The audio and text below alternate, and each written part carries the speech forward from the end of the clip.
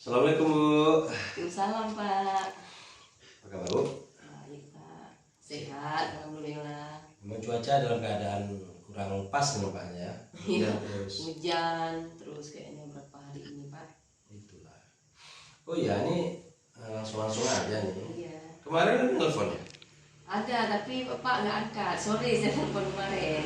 Itulah, saya dalam keadaan sibuk. Memang ada kegiatan-kegiatan ya yang namanya manusia Bu ya.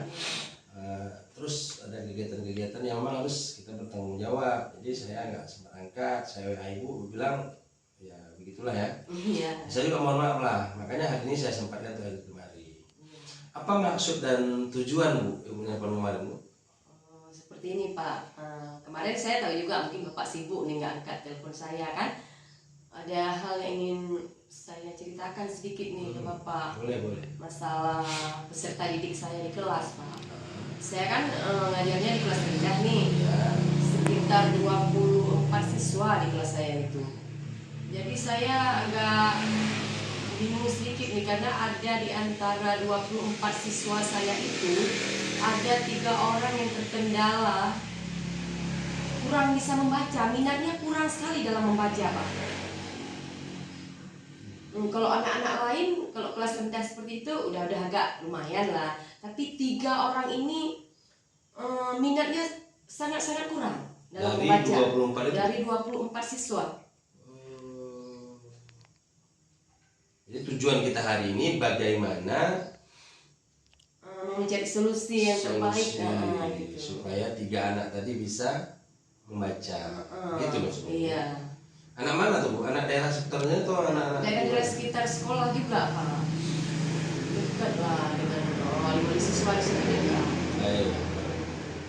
Ya, karena kita seperti itu. Iya. Itu nggak bisa baca kan punya sebab itu. Iya pasti itu punya sebab lah Pak. Kenapa anak tidak bisa membaca? Ya. Mungkin. Kira-kira kalau kita identifikasi penyebab anak tidak bisa bacanya apa Bu kira-kira? Ini saya sebenarnya tuh ya. Iya nggak apa-apa Pak. Biar tahu kita Iya. permasalahannya. Di sini bisa kita ambil kesimpulan Pak. Kenapa anak tidak bisa membaca? Faktor utamanya itu pasti dari orang tua itu udah pasti mungkin Pak ya. Kurang pedulinya orang tua mungkin kepada si anak tadi karena dia kan masih kelas rendah nih. Iya.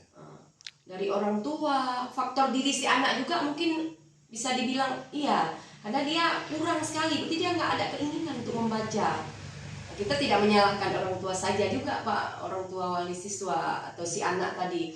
Mungkin jujur dengan guru sendiri mungkin waktu ngajarnya itu media yang diajarkan atau metode yang diajarkan itu kurang pas atau kurang menarik bagi siswa sehingga minatnya kurang gitu. Saya mau mencari solusi nih. Terus ada nggak faktor-faktor lain Bu biar kita identifikasi dulu? Kayaknya cuman faktor itu Pak. Orang tua mungkin dari dirinya. Dirinya udah saya bilang tadi kan dari diri dia mungkin kurang dalam minat membaca.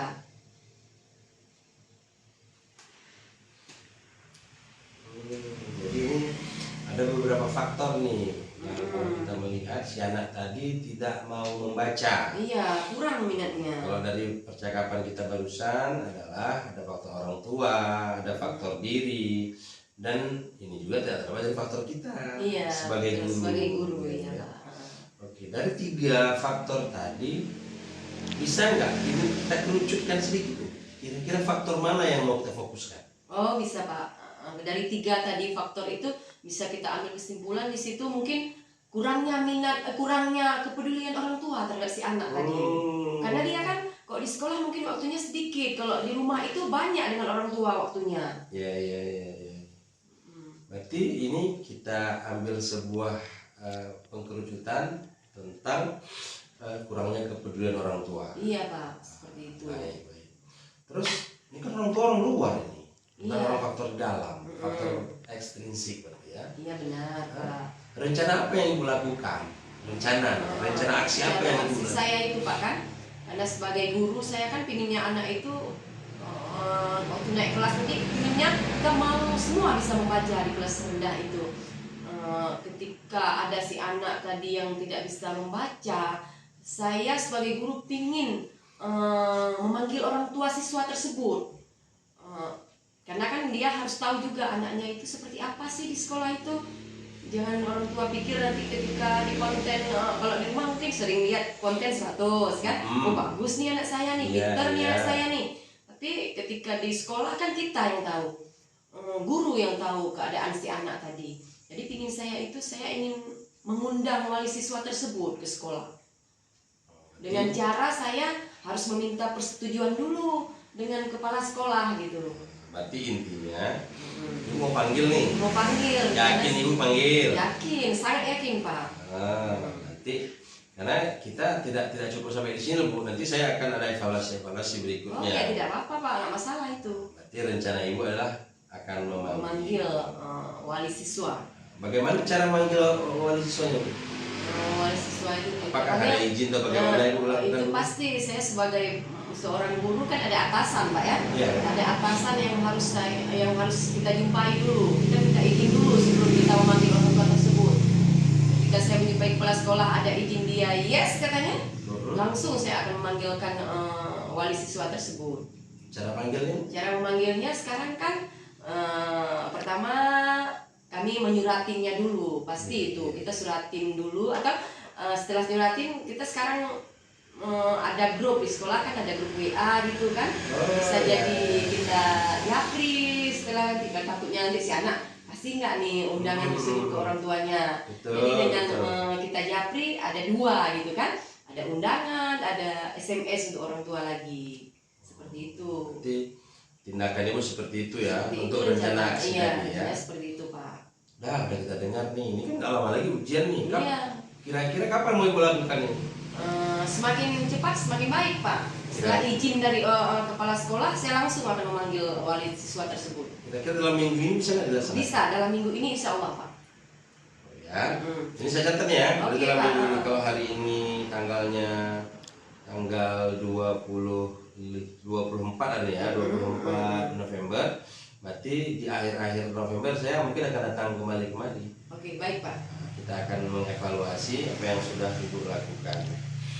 Baik, saya sudah paham nih. Iya Pak. Jadi ini kan permasalahan itu sudah nampak muncul sendiri nih. Iya Pak. Ibu sendiri yang mencari solusi kan. Bagaimana kesannya Bu hari ini? Kesan saya setelah berkomunikasi dengan Bapak agak sedikit lega saya Pak gitu kan.